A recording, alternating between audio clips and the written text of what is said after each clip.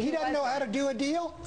Again, it doesn't matter who is seated at the table. It does matter. It doesn't matter, Pat. The reality is, Congressman Barton, and I know you want to change the subject, but Congressman Barton, and not just Barton, frankly, Democrats now have their frame for 2010 because you've got essentially Republicans saying taxpayers should bail out BP, no more Department of Education, And do you away. think this is a good deal?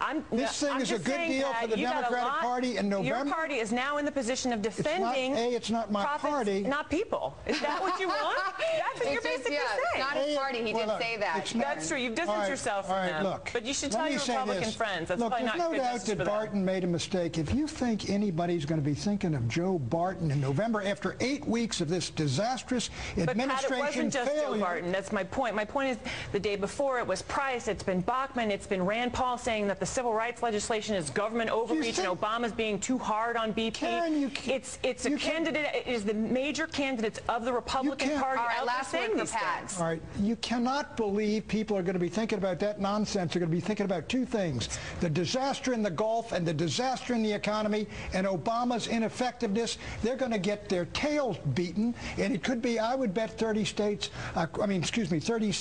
I would not talk about taking back the House, but I'll bet you the Democrats lose 30 seats. They got nothing going for them. You give him any credit for the $20 billion fine for getting that out of BP? I praised him when he got it, but I don't like to have the Attorney General sitting next to him staring across the table. Well, maybe, I mean, I got to say BP didn't exactly put up a fight on the $20 billion. I think they knew that they had to, but let me they're facing all kinds of pressures, not the least of which is a criminal investigation. To your point, I think this was a good week for the president and for the White House. His numbers are holding steady. We won't know till next week what impact the speech and the fund actually has had on the numbers. Numbers for health care reform going up a little bit, getting a chance to talk about jobs. Good week for the president. Benito.